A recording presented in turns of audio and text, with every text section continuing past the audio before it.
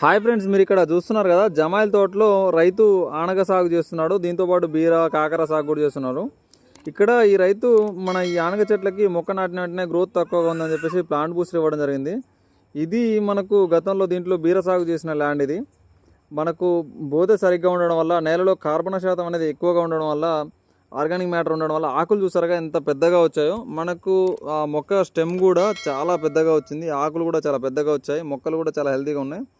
ఆనక మొక్క మామూలుగా సాధారణంగా పెరుగుతుంది. దానికి మన రైతు ప్లాంట్ బూస్టర్ ఇవ్వడం జరిగింది, శ్రీకాంత్ గారు.